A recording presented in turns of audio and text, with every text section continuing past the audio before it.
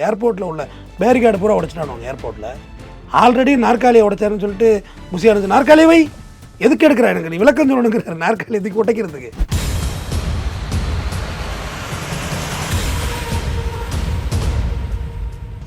ரோகிணி தேட்டரில் விடிய காலத்தில் தேட்டரில் படம் பார்த்து நாற்காலிகளை சிதற விட்ட ரசிகர்களை வைத்துக்கொண்டு அரசியலை கட்டமைக்கிறாங்களே, இது அவங்களுக்கே புரிய வேணாவா? இப்போ லாரி மேலே ஏறி டான்ஸ் ஆடி அவங்க அம்மாவுக்கு கொடுத்த 1000 ரூபா காசை பிடிங்கிட்டு வந்திருக்கான் அந்த பையன். போனஸ் படம் கொடுப்பாங்களா, பொங்கல் போனஸ் படம், அதை பிடிங்கின்னு வந்து படம் பார்த்து லாரி மேலே டான்ஸ் ஆடி லாரி மூவிங்கில் கீழே விழுந்து லாரி ஏறி ஓடி போச்சு. முடிஞ்சு போச்சா? உனக்கா ஒரு ஷோ நிப்பாட்டினாங்களா அன்றைக்கி? இந்த நீங்கள் நம்ம கத்துறோம்ல, ஏ தளபதின்னு கத்துறோம்ல, இதெல்லாம் அவங்களுக்கு ரொம்ப நகைச்சுவையாக இருக்கும், கேவலமாக இருக்கும். நம்மளை பார்த்தா நம்ம ஒரு அருவருக்கத்தக்க லெவலில் நம்மளை பார்ப்பாங்க. அரசியல் கட்சி தலைவனா நீ கத்திரியா, என்றைக்கே 100 நாள் மாவட்ட செயலராவா, என்றைக்கே ஒரு நாள் எம்எல்ஏவா, அதிகாரத்துக்கு வருவேன், அதை வச்சு நாலு காசு சம்பாதிப்பேன், ஏதோ பண்ணிட்டு தோலை. ஆனால் நடிகை முன்னாடி போய் என்ன பண்ண போகிற நீ? பைக்கில் போகிறோம் பொத்துரு விடுறாங்க, பிரிவில் வண்டி ஏறி ஓடிருந்தா தலைவனுக்கும் அறிவில்லை தொண்டனுக்கும் அறிவில்லைன்னு தான் நான் நினைக்கிறேன். சால்வையெல்லாம் இனிமேல் தவிர்க்கணும் அப்படின்னு சொன்னாங்கன்னா ஒருத்தவங்க கூட சால்வை வாங்கிட்டு வர மாட்டாங்க, புத்தகம் வாங்கிட்டு வருவாங்க. அதுதான் கட்சியோட கட்டுப்பாடு. இது அப்படி இல்லையே, ரொம்ப கட்டுப்பாடு விஜய் கட்சியில் தட்டுப்பாடாவில் இருக்குது.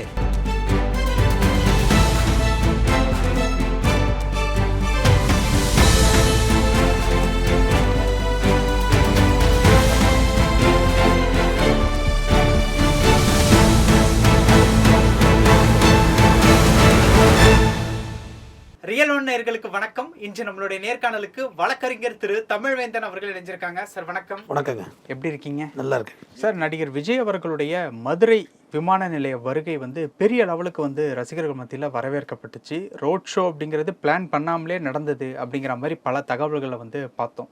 இந்த வருகையை ஒட்டி உங்களுடைய கருத்து என்ன சார்? ரொம்ப வேதனையாக இருந்தது பார்க்குறதுக்கு, மனசு ரொம்ப சங்கடமாக இருந்தது. முதல் விஷயம் ரொம்ப வருத்தமாக இருந்துச்சு. விஜய் அவர்கள் இன்னமும் தன்னை ஒரு அரசியல்வாதியாக நினைக்காம சினிமாக்காரனாகவே நினச்சிக்கிட்டு இருக்குது, இன்னும் வேதனையாக தருது. உதாரணத்துக்கு கோயம்புத்தூரில் போகிறாரு, மரத்துலேருந்து பொத்துன்னு ஒருத்தன் அந்த வண்டிக்குள்ளே விழுவுறான், விழுந்து என்னங்கிறான்ட்டு அவன் பவுன்சரில் இருக்கான், அவன்லாம் தள்ளி விட்டுட்டு ஒருத்தன் மேலே ஏறுறான், பைக்கில் அப்படியே போய் பொத்துன்னு கீழே விழுவுறான். இது என்ன, எதை காமிக்குது? இதை கொஞ்ச நாளைக்கு முன்னாடி அந்த பேட்டி உங்கள் ப்ரமோவில் இருக்கும், ஒரு பவுன்சர் ஒருத்தர் சொன்னான், அங்கே இருக்கா கேரவனே இப்போ பாரு எப்படி எல்லாம் கத்துறானுங்க பாரு அப்படின்னு சொல்லிட்டு அந்த வேலைக்கு பக்கத்தில் டாட்டா காமிச்சிட்டு கேரவனுக்குள்ள வந்தாரான். அந்த பவுன்சர்கிட்ட விஜய் சொல்லியிருக்காரு பத்தியில் எப்படின்னு அப்படின்னு. இப்போ இது ஒரு தன்னை அந்த மாதிரி எல்லாம் தள்ளிக்கிட்டு நீங்கள் அப்படிங்கிற ஒரு மனப்பான்மையில் தான் நாங்கள் அவர் இருக்கிறாரு. ஏர்போர்ட்டில் உள்ள பேரிகார்டு பூரா உடைச்சிட்டானுங்க. ஏர்போர்ட்டில் ஆல்ரெடி நாற்காலியை உடைச்சாருன்னு சொல்லிட்டு முசியானது நாற்காலியை வை எதுக்கு எடுக்கிறா, எனக்கு நீ விளக்கம் சொல்லணுங்கிற நாற்காலி எதுக்கு உடைக்கிறதுக்கு. ரோகிணி தேட்டரில் விடிய காலத்தில் தேட்டரில் படம் பார்த்து நாற்காலிகளை சிதற விட்ட ரசிகர்களை வைத்துக்கொண்டு அரசியலை கட்டமைக்கிறாங்களே, இது அவங்களுக்கே புரிய வேணாவா? நீங்கள் கேட்கலாம் அவர் ஷூட்டிங் தானே போனாருன்னு. ஆனால் இன்றைக்கி இன்றைக்கி ஒரு படம் ரிலீஸ் ஆகிருக்கு தம்பி, சூர்யாவோட படம் ரெட்ரோ. சூர்யா மேடையில் பேசுகிறாரு கருத்து, சூர்யாவோட மனைவி கருத்து பேசுகிறாங்க, கோயிலுக்கெல்லாம் நிறையா காசு கொடுக்குறீங்க, மெயின்டைன் பண்ணுறீங்க, ஆனால் ஆஸ்பத்திரி கேவலமாக இருக்குன்னு. உண்மை, அந்த அம்மா பேசுகிறது தப்பு கிடையாது. அதை கூட மாற்றியெல்லாம் திருச்சியெல்லாம் பேசுனாங்க அரசியல் ரீதியாக, எனக்கு அதில் உடன்பாடு இல்லை. ரைட், அவங்க சொன்னது கரெக்டு தானே, கோயிலுக்கெல்லாம் சுத்தம் பண்ணுறது ஆள் வச்சுருக்கோம், கவர்மெண்ட் ஹாஸ்பிட்டல் அப்படி இல்லைன்னு. ஆனால் அவங்களாம் இன்றைக்கி எங்கே போனாங்கன்னு தெரில. அப்படியே பதாகையில் ஏறி பாலை ஊற்றுறாங்க. ஒரு பையன் ஒரு கை, அதாவது வலது கையில் ஊற்றணுமா, அவனோட லாஜிக்கை பாருங்கள். இடது கையால் அந்த இப்போ இந்த அப்போ கட் அவுட்டு நிறையாளர கட் அவுட்டோடு விழுந்தால் கூட ஒன்றும் பண்ணிடாது. கட் அவுட் மரத்தில் இப்படி இருக்கும் அதெல்லாம் 2K கிட்ஸ் நீங்கள் பார்த்துருக்கிறதுக்கு வாய்ப்பே பார்த்துருக்கோம். அப்படியே ப்ளேவுட்டில் அடிச்சிருக்கோம், இதோட ஸ்ட்ராங்காக இருக்கும் அந்த ப்ளேவுட் மரம். அதில் ரவுண்டு பேர் வெட்டிட்டு அதில் வரைஞ்சிருப்பாங்க அழகாக.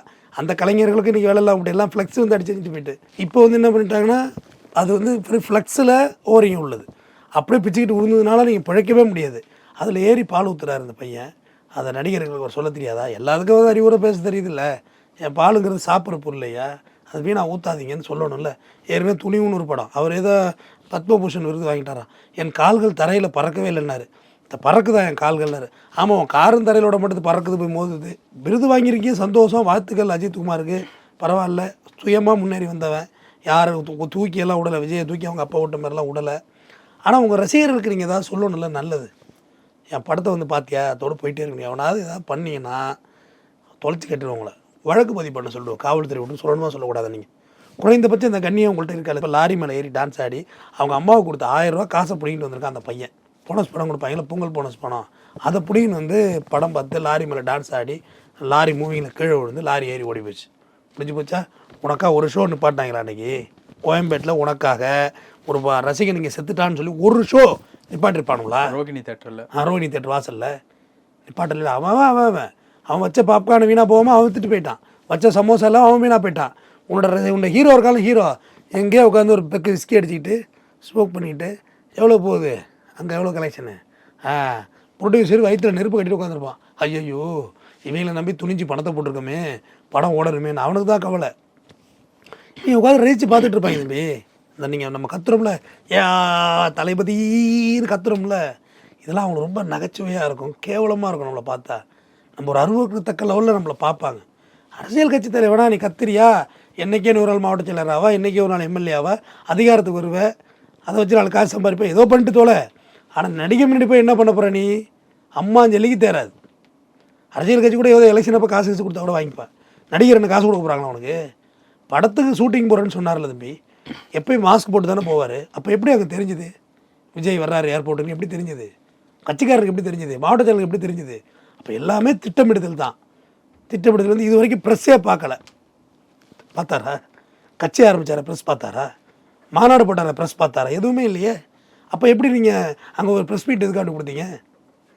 தான் நல்லவன், நான் ஷூட்டிங் வந்திருக்கேன், இந்த கோமாளிகள் பண்ணதுக்கெல்லாம் நான் பொறுப்பு இல்லை அப்படிங்கிற அர்த்தத்தை நிரூபிச்சுட்டு தானே போகிறீங்க நீங்கள். பைக்கில் போகிறோம், பொத்துன்னு விடுறாங்க, பிரிவில் வண்டி ஏறி ஓடி இருந்தால் தலைவனுக்கும் அறிவில்லை, தொண்டனுக்கும் அறிவில்லைன்னு தான் நான் நினைக்கிறேன். சொல்லணும்ல, லீட் பண்ணணும்ல. ஏங்க ஒரு கட்சி தலைவன் ஒன்று சொல்லிட்டா அடிப்படை தொண்டர் வரை அதை கேட்பாங்க.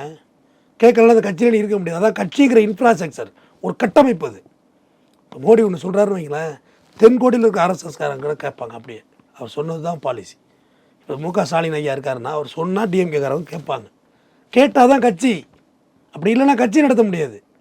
இதெல்லாம் தவிர்க்கப்படணும்ப்பா, சால்வையெல்லாம் இனிமேல் தவிர்க்கணும் அப்படின்னு சொன்னாங்கன்னா ஒருத்தவங்க கூட சால்வை வாங்கிட்டு வர மாட்டாங்க, புத்தகம் வாங்கிட்டு வருவாங்க. அதுதான் கட்சியோட கட்டுப்பாடு. இது அப்படி இல்லையே. ரொம்ப கட்டுப்பாடு விஜய் கட்சியில் தட்டுப்பாடாவில் இருக்குது. வெறும் 1 கிலோமீட்டர் வெறும் செருப்பாக கிடக்கு தம்பி, ஒத்த செருப்பாக கிடக்கு. பாக்கி இது எடுத்தார்ல பார்த்திபன், ஒத்த செருப்புன்னு ஒரு படம், வெறும் ஒத்த செருப்பாக கிடக்கு தம்பி. எதுக்கு அது? எல்லாம் மிதிப்பட்டது. ஒரு வேளை கூட்டத்தில் ட்ரிகர் ஆகி மிதிப்பட்டால் என்ன வருது? ஜெயலலிதா போனாங்க, நெறியாளரை குளிக்கிறது தான் போனாங்க கும்பகோணம் மகாமகத்தில். மிதிப்பட்டு 100க்கு மேற்பட்டவர் செத்தாங்க, மிதிப்பட்டு கூட்டத்தில் போட்டு. சதக்கதி ஆகி போச்சு கும்பகோணம் மகாமகம். கொஞ்சம் தவறு நிச்சயம் எல்லாமே சிக்கலாகிடுங்க.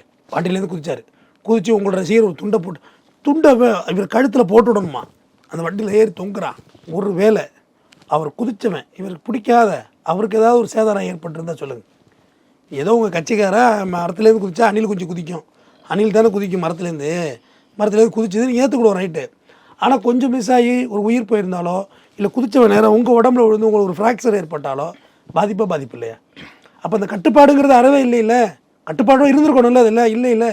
அப்போ உங்கள் மேலே யாருக்கும் மரியாதை இல்லை. இப்படிலாம் செஞ்சால் அவர் சொல்கிறாரு, இப்படிலாம் செஞ்சால் ரொம்ப வருத்தமாக இருக்குது, பண்ணாதீங்க, பதட்டமாக இருக்குன்னு சொல்கிறாரு.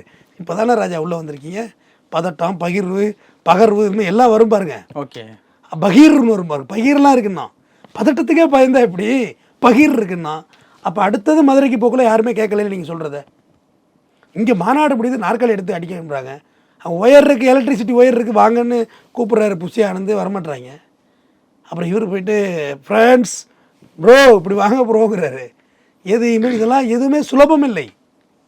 அப்போ கட்டுப்பாடு வச்சுருக்கணும்ல. சூர்யாவும் கேட்குற பால் ஊற்றக்கூடாது சொல்லியிருக்கணும்ல. அது வந்து பேசு பொருளாக இல்லாதப்ப செஞ்சாங்க நெறியாளரை, அது வந்து பேசு பொருள் ஆகிட்டு இல்லை இப்போ. அப்போ இது எல்லாத்தையும் ரசிக்கிறாங்க தானே. யாரோ சம்பாதிக்கிறதுக்கு நம்ம ஏங்க போய் சாகணும்? நான் சினிமா பார்க்குறவன் தான், நான் சிட்டியில் ஒரு அனைத்து படத்தையும் பார்ப்பேன். ஏன்னா நான் படத்தை பற்றி விமர்சிக்கிறேன், பேசுகிறதுக்கு நிறைய தேவைப்படுது இடையிடையே. ஆனால் கூட்டம்லாம் இருக்கக்கூடாது, எல்லாம் குறைஞ்ச பிறகு பொறுமையாக உட்காந்து பார்த்துப்போம். ஓகே, எங்கள் ஓடி எப்படி போகுது? ஓகே, வேறு நடிகரை மாற்றி நடிச்சிட போகிறான். ஒன்றும் இல்லை, படம் பார்க்காம இல்லை. அந்த படம் நல்லா இல்லைன்னு நான் எங்கேயுமே பேசுனதில்லை. 350 ரூபா கொடுக்குறோம், ஒரு புத்தகம் வாங்கி படிக்கிறோம், நல்லா இல்லை அதுக்காக நல்லா இல்லைன்னு சொல்ல முடியும். பார்த்துட்டு வர வேண்டியதான். 60,000 தானே இருந்துட்டு போகுது. வடிவேல் ரொம்ப நாளைக்கு பேர் வந்திருக்காரு ஃபீல்டுக்கு, அதான் போய் பார்த்துட்டு வந்தேன். படம் பார்க்காம இருக்கேனா இல்லை விசில் அடிச்சுக்கிட்டு இருக்கோமா? இது வந்து கிராமத்தில் குறைஞ்சிட்டு தம்பி. இது கிராமம் இருக்குல்ல, அதில் எல்லாம் தேட்டர்னா படம் பார்க்க ஆள் இல்லையே. ஆனால் டவுனில் அதிகமாக இருக்குது, சிவியராக இருக்குங்க எல்லாம். அது ஒரு விழா மாதிரி கொண்டாடுறாங்க. கெண்ட மேளம், ஒரே டான்ஸு வச்சு ஒரு விழா மாதிரி எடுக்கிறாங்க. எடுக்கலாம், குறைந்தபட்ச பாதுகாப்போட நீங்கள் இருக்கணும்ல. ஒரு எந்த ஒரு நடிகராவது இப்போ இந்த ஒரு படம் ரிலீஸ் ஆச்சு சம்மரக்கட்ட திருடன் புஷ்பா 2 தியேட்டருக்கு வந்தான்னு சொல்லி மிதிப்பட்டு இறந்து போச்சாங்க லேடி. சும்மா வண்டியில் ஏறி சன்ரூஃப் மேலே ஏறி கை காட்டுறதுக்கு. அப்போ நம்ம உயிர் என்ன அவ்வளோ மலிவாக இருக்கா? ஓகே, இந்த சினிமா பிரிட்டி திரு அளவுக்கு மலிவாக இருக்கா, இல்லை அவ்வளோ நேராக இருக்கா, இல்லை அவ்வளோ வருமானம் இருக்கான்னு கேட்குறேன் நம்மள்ட்ட. அவங்க பிரிட்டி திரு அளவுக்கு இவங்க தலைவர்கள் தாங்க இதை வந்து லீட் பண்ணி சொல்லணும், இதெல்லாம் செய்யாதீங்கன்னு, ஓகே, இதெல்லாம் பண்ணக்கூடாது அப்படின்னு சொல்லணும். சிவகுமார்லாம் வந்து அட்வைஸ் பண்ணுறாரு. என் வாயில் காப்பி டீ போட்டு இப்போ 40 வருஷம் ஒதுக்குறாரு சிவகுமார். ஆனால் அவன் மகன் காலில் வந்து காப்பி குடிங்கிறாரு, அவர் தம்பி கார்த்தி வந்து டீ குடிங்கிறாரு சாயந்தரத்தில். அவங்க பொண்டாட்டி வந்து நல்லா இதே நல்ல ஊற்றி குழப்பி அடிக்குது. யார் சொல்கிறது கேட்குறது? ஒரு ரெஸ்பான்சிபிலிட்டி, சமூக அக்கறைங்கிறது கொஞ்சமாவது உங்கள்கிட்ட இருக்கணுங்க. நீங்கள் நல்லா கட்சி ஆரம்பிங்க, நல்லா ஜெயிங்க. உங்களை யாரும் மறுக்கலையே. உங்களை யாராவது இப்போ கட்சி ஆரம்பிக்க கூட தடையாக வாங்கி வச்சுருக்காங்க. ஆனால் உங்கள்கிட்ட இருக்கிறவங்க அறிவார்ந்தவர்களாக நீங்கள் மாற்றி வச்சுருக்கணும். இப்போ டிஎம்கேன்னு இருக்காங்கன்னா அறிஞர் அண்ணானா அப்படியே நிற்பாங்க, கலைஞர்னா அப்படியே நிற்பாங்க, ஸ்டாலின்னா அப்படியே நிற்பாங்க, உதயநிதினா அப்படியே நிற்பாங்க. காரணம் அவங்க அந்த சித்தாந்தத்தை ஏற்றுக்கொண்டவர்கள். குறைந்தபட்ச சமூக நீதி அவங்களுக்கு தெரியும். இப்போ ஏடிஎம்கேன்னா எம்ஜிஆர் ஜெயலலிதா அவங்க அதோட அப்படியே பேச்சை கேட்பாங்க. அதில் குழப்படியானதெல்லாம் இவ்வளோ குழப்பத்துக்கு அந்த கட்சி நிற்கிது இன்றைக்கி. பிஜேபிகிட்ட போய் நிற்கிற மாதிரி ஆகிப்போச்சு. இது அரசியல் நான் பேச விரும்பலை. அரசியல் பேசுனா வேறு மாதிரி பேசியிருக்கணும். ஆனால் ஒரு தலைமை எப்படி இருக்க வேண்டும்ன்றது நீங்கள் அதுக்கு உதாரணமாக இருக்கணும். உங்களை கண்டா பயப்படணும். ஓகே, விஜய் கண்டா பயப்படணும். தலைமைன்னு சொல்லிட்டா கேட்கணும். இந்த மாதிரிலாம் தற்கொலைத்தனமான வேலைகள்லாம் பண்ணாக்க உயிரிழப்பு ஏற்பட்டுருங்க. ஓகே, பப்ளிக் டிஸ்டர்பன்ஸ் பண்ணுறீங்க நீங்கள். இதெல்லாம் பண்ணக்கூடாது. நீங்கள் அண்ணா இந்த அளவுக்குலாம் இன்னும் தலைவர் ஆகலை. ஷூட்டிங் போனால் போய் டான்ஸ் ஆட கொடைக்கானல குழுன்னு அதோட வாங்க வெளியே தெரியாமல். இப்போ இங்கே இந்த லட்சணம்னா கொடைக்கானல் லட்சணமாக போகுது தெரியலையே. எனக்கு அவர் மேலாம் தப்பு இல்லைங்க. அவங்க வந்து அரசியலும் பண்ணுறாங்க, கட்சியும் வச்சுருக்காங்க, காசும் வச்சுருக்காங்க. படிமா ஒரு படம் நடித்தா இது உச்சத்தில் இருந்தபோது அப்படின்னு 200 கோடி ரூபா சம்பளத்தில் இருந்தபோது வர்றாரு. நம்மள்ட்ட என்னங்க இருக்குது? 200 ரூபாய்க்கு வழி கிடையாது. இருந்தாலும் கொஞ்சம் ஒயின் ஷாப்பில் கொடுத்துட்டு வர வேண்டியதான். வேறு எதுக்கு ஆச்சரியம் இருக்கீங்க? அதை மாரி ஒரு 150 ரூபா சேர்த்து ஒரு படத்தில் கொண்டு கொடுக்குறோம். அப்போ நம்ம உயிர் நம்ம அம்மா அப்பாவுக்கு சம்பாரிச்சு கொடுக்கணும், நம்ம பொண்டாட்டி பிள்ளைக்கு சம்பாரிச்சு கொடுக்கணும்னு பார்க்கணும்ல. ஓகே, அந்த புரிதலை அவர்கள் சொல்லிக் கொடுக்கலங்கிறதா எனக்கு வருத்தம் மொழியே, வேற ஒன்றும் வருத்தம் இல்லை. நன்றிங்க. பல விஷயங்கள் பகிர்ந்துக்கிட்டீங்க. நேரத்துக்கு ரொம்ப நன்றி.